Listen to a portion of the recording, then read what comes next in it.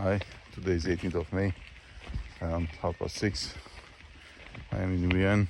The weather is a little bit rainy. With my dog friend Lucho, we are out for a morning walk. While doing so, I find this time also we're able to update you what's going on in the world and Turkey, around Turkey. First of all, the peace negotiations between Russia and Ukraine majorly failed because Russia doesn't consider yet to have a peace, that's for sure. They try to make more territorial gain, and in Istanbul negotiations during the last week, 15th and 16th of May, they increased their demands from the Ukraine side, and they want Crimea and other regions to be accepted by Ukraine, that they are annexed and they are now part of Russia. Of course, it's not at this moment possible. Now, when it comes to some concerns about Turkey, you know, there's a Kurdish terrorist group called PJAK. They are working or under Syria under the name of PJAK, and they were now supposed to be under the control of the Syrian army.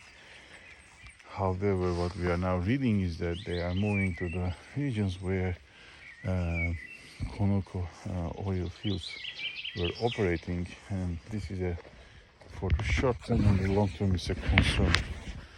Why? Because these are the oil fields where the money is flowing to support these terrorist activities, and if they are going to be again operatable and operated by the PJAK or affiliates by PJAKs, it will again meaning that this peace agreement between Turkey and PKK or others are not going to last long, because there is a concern from both sides. It means, at least for the moment, we can say that PKK or the Kurdish terrorist separatist groups are considering that they do not trust Turkey and they want to have this money flow still. So that's a big concern. The Turkish Khan or FX program, which is a air fighter program, the domestic air engine is now they have passed a major milestones. Now they have fully finished the designs and other things, and now we are testing under different circumstances in the air the efficiency of the engine, which is a very important, I will call it, stage for the national defense. And if these tests are going to be successful, I am sure that it will be a major achievement. The bilateral relations between Uzbekistan and Turkey are improving at this moment. The Turkish deputy president, he was Cevdet Bey, he was in Uzbekistan, and they were signing bilateral agreements between Turkish investments in Uzbekistan as well as Uzbek investment in Turkey. These are showing that there are great developments ongoing between two countries.